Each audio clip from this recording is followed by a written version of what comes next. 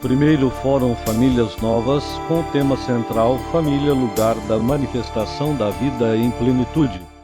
Também eu quero agradecer ao honroso convite que a Comunidade Católica Famílias Novas me fez. Estou aqui como médico, ginecologista e obstetra. Comecei a lidar com a vida do embrião desde o começo do meu estudo, da minha faculdade. Aprendi a respeitá-lo, a protegê-lo, e a preocupação que a gente tem com uma mulher que está esperando o nenenzinho é muito grande. Daí eu comecei a me preocupar pela vida do embrião. E graças a Deus, já tenho 46 anos de formado, 48 anos de formado, e muito feliz com a minha especialidade. Muito obrigado. A família, lugar de manifestação da vida em plenitude. A proteção da vida desde a concepção, que é o tema que me propuseram. Então, nos dado falar sobre o valor da vida humana como dom de Deus e direito inalienável de cada pessoa. Foi uma reunião dos bispos no Brasil. E depois, Dom Rafael propôs, como da família, reavivar a consciência da capital importância que tem a promoção da vida desde a sua concepção. Isso é que eu me proponho. Vamos fazer, então, passar o slide. Bom, aquilo que eu disse, o lugar do homem no universo mostra como o único ser capaz de intervir livremente nos processos naturais, conhecendo-os através da ciência e modificando-os através das técnicas. Tem a consciência moral, que é uma instância interior, ele sabe, que diz ao ser humano, de maneira pessoal e perceptível, o que deve fazer ou não. Diante de um fato, a minha consciência moral diz, eu não posso fazer isso. Isso é quase que intuitivo, ou o que devo fazer. Então, a vida que nós recebemos é um bem e um valor. Não deve simplesmente ser vivida, mas ter normas de conduta de valores e a obrigação interior de segui-las. Quer dizer, o homem é um ser ético, é um ser que responde pelo que faz, e é o único animal que é capaz de fazer isso. O animal irracional não pode fazer isso. Pode passar. Então, há essa crise na consciência médica atual, que a gente tem que distinguir a ciência pura, conhecimento puro, do que é técnica, que pode ser usada para o bem ou para o mal.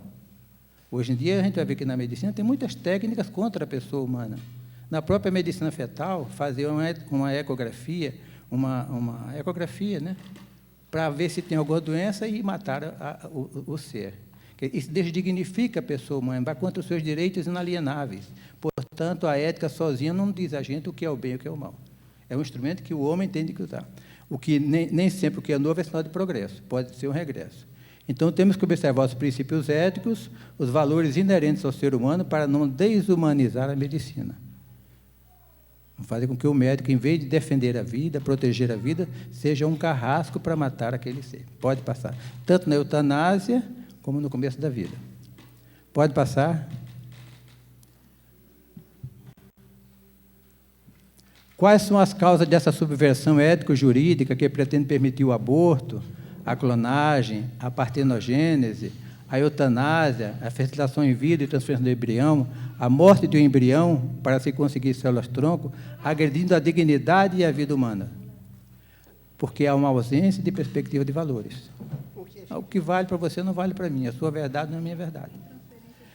é o hedonismo, querer gozar da vida, que é muito como hoje em dia. A pessoa bota a sua felicidade em ter um carro de último tipo, viajar para os Estados Unidos, ter uma casa de campo, coisa desse tipo, que não responde à ânsia de felicidade. O utilitarismo, usar as coisas que me interessam, o pragmatismo, que dá resultado ou não, e o relativismo.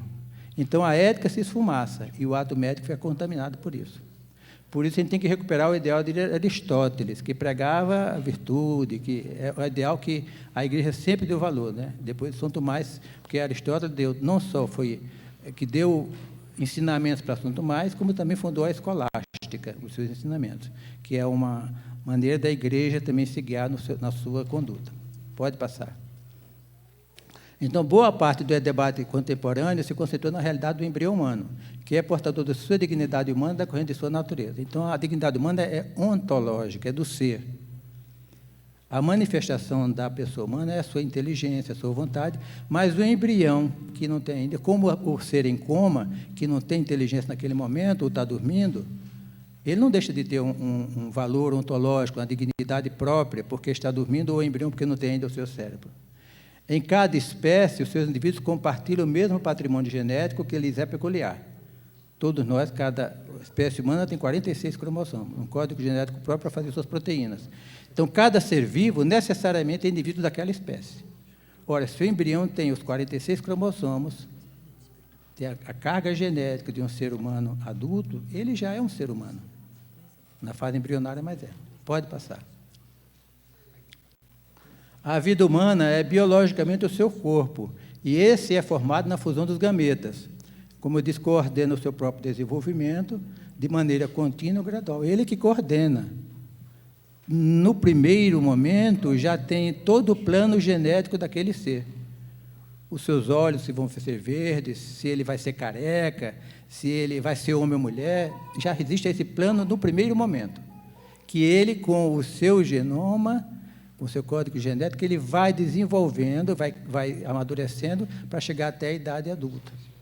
Tudo está previsto naquele plano inicial. Então, ele que coordena, de maneira contínua, como eu disse, num assalto, não para um momento, e gradual, num assalto de qualidade. Ele é autônomo, porque recebe da mãe apenas nutrientes, pega as proteínas da mãe e, com o seu código genético, transforma em proteínas dele. O zigoto, o embrião no celular, com código genético próprio, é único e irrepetível, sintetiza suas próprias proteínas, causa direta ou indireta de todas as atividades do organismo. Portanto, ele é autônomo, não tem dúvida nenhuma. Ele depende da mãe apenas para se alimentar, como nós também precisamos de alimentos, não é? Pode passar.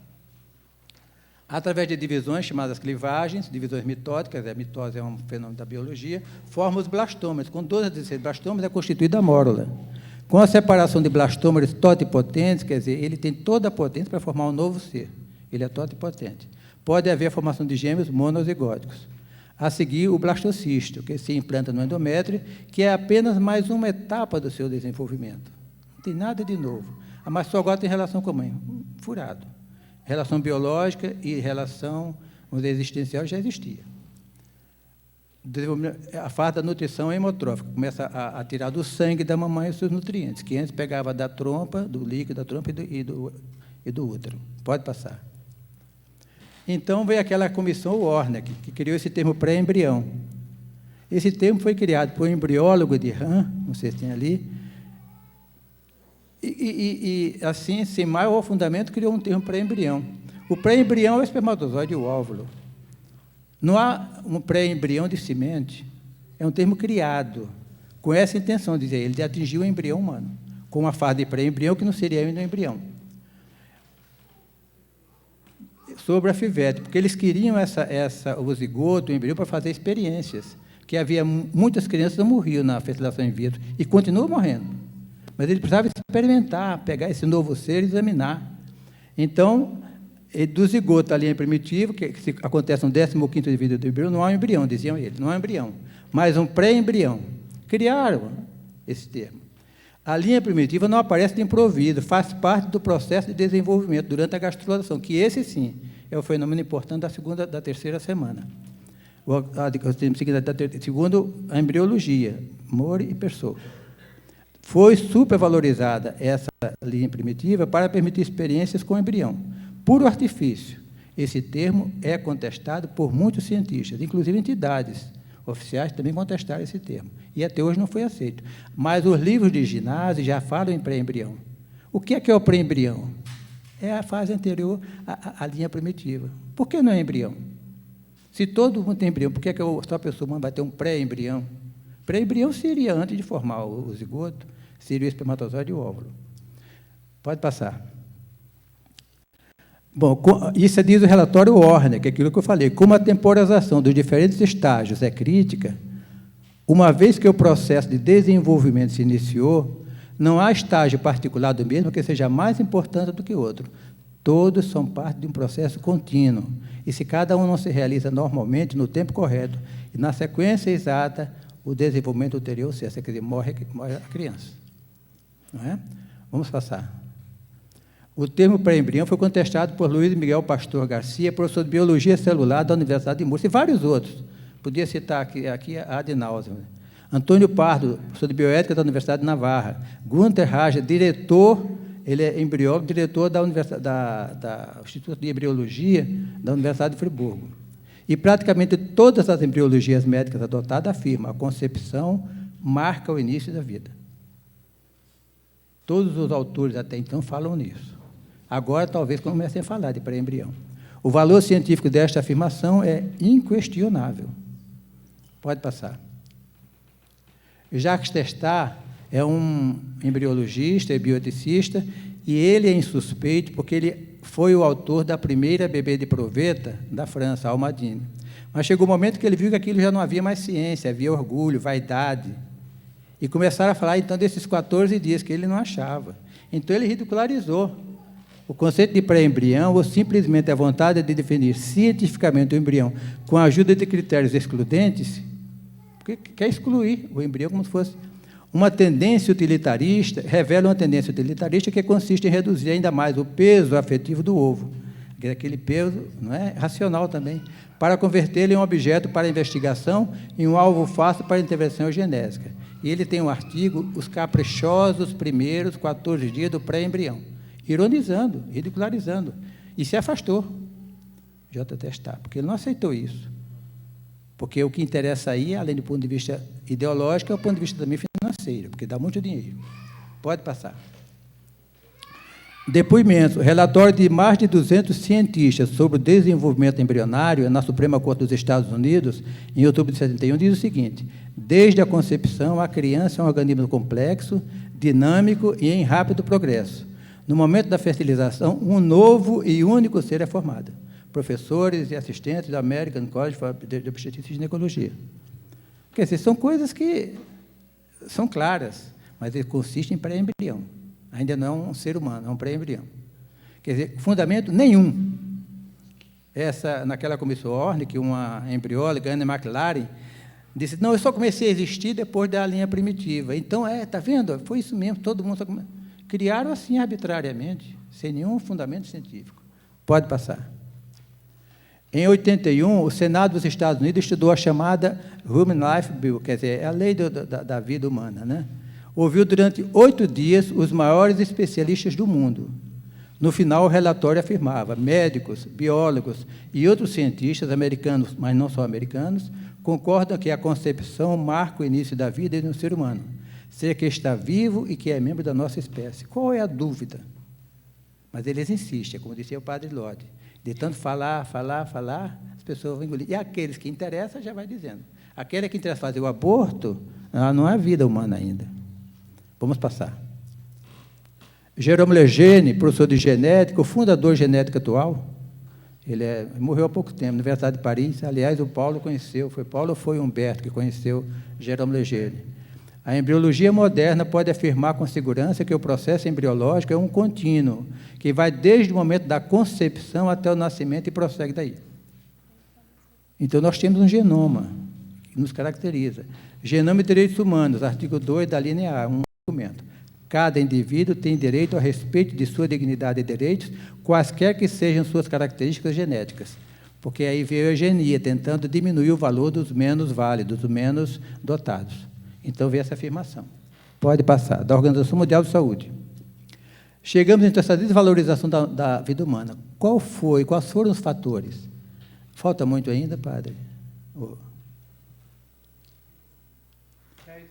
10 minutos. Controle da natalidade, que é essa mentalidade contra a vida. Há poucos dias eu ouvi uma história que perguntaram a uma senhora que estava com o bebê no colo, é o primeiro filho? Ela respondeu asperamente, e o último? Criou-se essa mentalidade. Já ouvi falar que uma mãe falou, filho é um porre. Quer dizer, essas coisas vão sendo criadas aos poucos, entendeu? Essa mentalidade que o padre lá tanto falou, né? Mentalidade antivida. Começou com os anticoncepcionais, inclusive os abortivos. Anticoncepcional o quê? Para não conceber. Que tem esse nome, mas ninguém prova que é anticoncepcional, porque muitos deles são abortivos. Porque a criança precisa do ciclo fisiológico normal para poder sobreviver. E a mulher tem 2 períodos. Antes da ovulação, é uma fase que prolifera o endométrio, que forra o útero por dentro, onde vai semear o nenenzinho. E depois da ovulação, tem a fase secretória, onde vai se desenvolver a criança intraútero com aqueles sucos do endométrio. Pois bem, os anticoncepcionais impedem, às vezes, essa dupla fase. A dupla fase. Então, quando a criança ocorre uma ovulação de escape, e acontece, ele é anti-ovulatório, ou anovulatório, mas às vezes acontece. A natureza não se deixa vencer facilmente, não. E se acontecer isso, se um espermatozoide numa relação conjugal fecundar esse óvulo, ele não tem como se aninhar no endométrio. Então, vai haver um aborto. E um aborto que passa, ninguém pode provar, ninguém viu.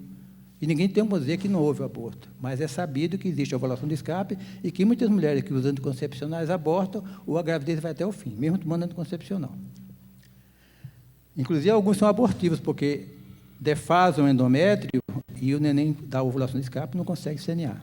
A pílula do dia seguinte, essa sabidamente abortiva, porque é para tomar depois da relação sexual, para alterar a fisiologia e o nenenzinho não tem como se implantar, se aninhar no útero, nidação.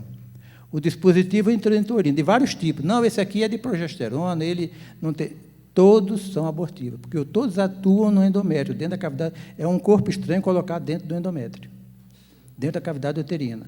E aquilo cria um estado inflamatório ou de outro tipo, de tal maneira que o neném não pode se aninhar. Então, é sabidamente abortivo o dispositivo intrauterino. A fertilização in vitro, então, esse criou várias infrações éticas para o nenenzinho, para o embrião, para a mulher. Depois a gente aborda ele. A campanha pela liberação do aborto, campanha que é rica. Aquele livro de Padre Lodi mostra quando se gastou de dinheiro no Brasil para impor essa mentalidade anticoncepcional, o controle da natalidade. E que ele bem disse que a Igreja fala em paternidade responsável, não fala nem em planejamento familiar, que pode haver uma mistura, uma dúvida com relação àquela entidade que é a Multinacional da Morte, que é a Federação Internacional de Planejamento Familiar. Então, ele prefere chamar eu também de paternidade responsável, no sentido até do seguinte, se a pessoa tem poder econômico para ter mais filhos, por que não ter? Então, estimula até a natalidade. E se não pode ter, não tem condições, que se abstenha de ter. Mas a Igreja tem um método próprio, que não é dela, é um método científico, que ela recomenda, que é o método Billings, em que a mulher faz um diagnóstico clínico de sua ovulação, diagnóstico clínico, se não tiver relações naqueles dias, claro que não vai haver a fecundação, porque não existe, é o óvulo para ser fecundado, ou já passou a fase, ou foi anterior. E não havendo o óvulo, que a ovulação marca quando o óvulo sai do ovário, naquela fase, não tendo relações, não vai nunca engravidar. Portanto, essa campanha pela liberação do aborto, que é riquíssima, milionária, está aí. Essa teoria do fim bom e do mal menor. Na Inglaterra começou o controle da natalidade com as adolescentes, que engravidavam muito, etc. E tal. Então, é melhor o mal menor. Vamos dar um remédio para ela, remédio entre aspas, porque gravidez não é doença. Era uma substância química que impedia a ovulação fisiologicamente, como um mal menor. Isso é uma coisa meio... não é? Ou então o fim bom, que a gente pretende é que não haja o aborto, porque essas meninas vão abortar. Que são duas coisas assim que são meio... A gente não entende bem. Mas existe realmente a teoria do mal menor. Isso existe, mas não para esse caso. Entre duas situações necessárias, você pode escolher uma das duas. Por exemplo, uma gravidez na trompa, aquela trompa vai romper e vai dar hemorragia que pode matar a mulher. Você não quer tirar o neném. Você quer tirar aquela trompa doente. Então, se chama o princípio do duplo efeito, que parece até uma... Mas é verdade, existe isso. Então, ele tira atômico. Se ele puder reimplantar aquele nenenzinho dentro do útero, ele reiimplanta. Agora, se não tiver condições, ele não queria fazer aborto, queria salvar a mulher de uma doença que ela tinha. Um útero com câncer, é válido a mulher ter a útero, salvar a sua vida. Ali dentro tem um nenenzinho. Eu não pretendo isso, mas é o princípio do duplo efeito, que é um princípio ético, que pode funcionar. E a banalização da sexualidade humana nas escolas, onde se ensina tudo o que é contra a verdadeira sexualidade, os valores que são conexos. Ensina a ter relações, a botar camisinha, isso ensina isso nas coisas, a usar anticoncepcionais. Então, isso banaliza o valor da vida. Não quer a mentalidade antivida que está acontecendo, meninas de 11 anos, garotas, crianças grávidas. Niterói, estou cansado de ver. Por essa distribuição de preservativos. Ora, a causa da doença sexualmente transmissível, como é a causa da gravidez, se chama assim a união conjugal. No caso da promiscuidade, então espalha a doença venérea. Porque a moça tem facilidade, o rapaz tem, está com a camisinha ali, não tem perigo nenhum de engravidar. Tem relação com um, com dois, com três, termina contraindo. Isso é sabido, é quase que um dogma da doença sexualmente transmissível. A promiscuidade é a grande causa. Quem tem relação só com o seu marido e o marido com a mulher nunca vai pegar AIDS ou outra doença venérea, doença sexualmente transmissível. 5 minutos. Então, vamos passar mais rápido. Então, aborto é a interrupção voluntária de uma gestação, com o propósito de matar o nascituro. Os que praticam esse procedimento não realizam um ato médico, porque faz uma supressão da vida, e não é o procedimento médico. A pílula diz o seguinte, que faz também aborto, né? E tipo de anticoncepcionais, o aborto por sucção, bota um aspirador dentro do útero e aspira forte, tira a criança, que sai misturada com sangue. Aborto com dilatação e curetagem, dilata o colo do útero e pega uma espécie de colher que vai romper, trazer a criança. Aborto por solução salina, que injeta dentro do saco aniótico, dentro do útero, uma substância hipertônica que vai queimar a criança e ela vai nascer toda queimadinha. Aborto por nascimento parcial, começou nos Estados Unidos, faz um remédio que vai expulsar a criança e eles vão cortando os membros para facilitar a saída da criança e não nascer viva. Aborto por nascimento parcial, isso feito por médicos. Aborto com prostaglandina, substância que contrai o útero. Por extração menstrual, criar esse termo também é ambiguidade, dialeto da ambiguidade. A extração menstrual atrasou um pouco, vamos fazer isso. Aspira, e já estão distribuindo hoje kits com seringa e tubo plástico, para em casa fazer isso. Injeta no útero, aquele aspirador, outra pessoa, curiosa, porque a pessoa própria não faz, não. Dizer que a mulher faz aborto com agulha troqueira, isso é mentira, porque quem é ginecologista, que vai fazer a curetagem, vê como é difícil. E muitas vezes a gente perfura, já perfurei útero. Como é que a mulher, sem dilatar a vagina, sem um espéculo para ver onde está o colo, vai fazer? Colocar uma agulha tricô. Tudo é fantasia. Né? Então, já distribuiu hoje para fazer essa extração menstrual, que a mulher teve uma gravidez e nem sabe, porque atrasou, ela aspira o endométrio. Pode passar. A fertilização humana assistida, FIVET, é um conjunto de procedimentos que intervêm artificialmente na concepção, um atentado à dignidade da procriação, que o neném tem que ser fruto de um amor. Agora, são vários deles, tem vários, GIFT, PROST, tem vários deles, mas o mais comum, que é muito usado, é a fertilização in vitro e a embrião, o mais comum. Faz um superestímulo dos ovários, com substância forte, a mulher tem vários óvulos ali, faz uma coleta de ovos, nessa superestimulação há perigo de vida, e já a mulher morreu disso, e algumas se internam em CTI para tratar, o ovário pode ficar grande, com ascite e outros problemas de coração. Então, já há o perigo de vida. Então, pega os ovócitos, 3 a 8 são colocados junto com o espermatozoide numa placa de Petri e vários embriões, 8. Porque ele sabe se colocar um embrião sozinho, a prática não tem levado à gravidez. Então, coloca 3 ou 4, são implantados, até mais às vezes, para poder garantir a gravidez. Agora, se as 4 pega, por exemplo, eles fazem a chamada redução seletiva. Vê como eles enganam. Redução seletiva de embriões implantados, supranumerários, ou excedentes. Como é que tratam o ser humano como sobrante, como excedente, como embriões implantados? Vão lá e injetam no coração, no pericárdio, forra o útero, o coração, injeta cloreto de potássio, o coração para de bater. Naqueles 3 que estão mais à frente, para que fique uma gravidez só. Porque a gestação de risco já é uma gravidez de risco. A gestação gemelar já é uma gravidez de risco. Então, pretende-se um só. Então, faz a redução seletiva. Então, o que é que acontece? A embriotecnologia é uma fábrica de embrião, fábrica no verdadeiro sentido. E os termos que se usa é isso, seleção de embrião, é fábrica mesmo. controle de qualidade do embrião, para ver se implanta ou não implanta.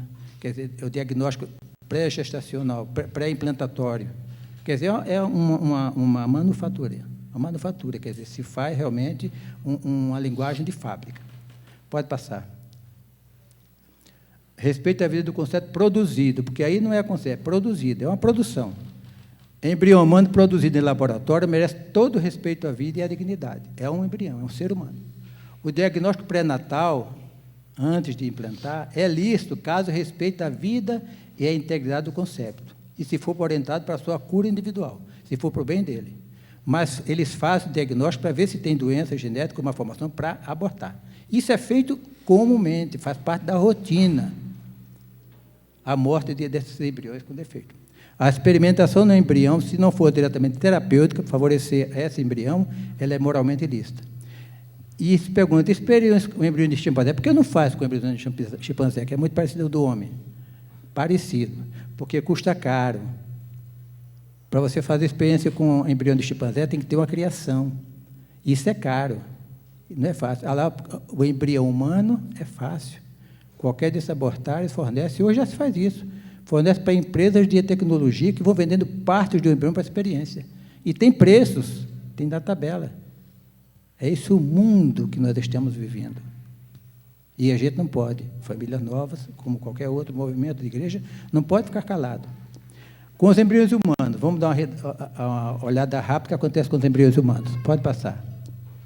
Dr. Eduardo e Robert Steptoe, que fizeram o primeiro de proveito, que foi a menina, Louise Brown, descartaram 99,5% dos zigotos no seu laboratório. Naquela época não havia técnica, por isso que eles quiseram chamar o pré-embrião. No período de 12 anos, Steptoe exigiu que os pais dela, Louise Brown, concordassem em abortá-la caso houvesse qualquer indício da normalidade para proteger a reputação da nova ciência. Que cuidado que eles têm, né? Mata para proteger, para não deixar ninguém ver. Pode passar. Uma estatística reunindo dados de 65 maiores centros de fertilização assistida até janeiro de 84 mostraram que 28.802, 28.802 FIVETs, fertilização in vitro, foram produzidos 14.585 embriões, dos quais nasceram apenas 628 crianças, 2.2 no total de 97. E teve um médico que sugere que a redução seletiva de ser denominada sobrevivência induzida de gestação é uma sobrevivência. Não mata, não, você faz alguns sobreviverem, matando os outros.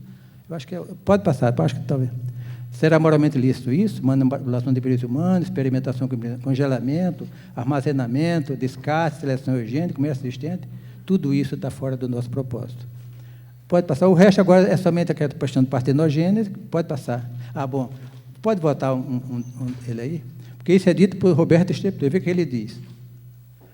Não, vota um, por exemplo, pode votar. Dito por Robert, que foi o mentor e o formador, produziu a primeira bebê. Os cientistas são notoriamente desprovidos de ética se comparados à população em geral.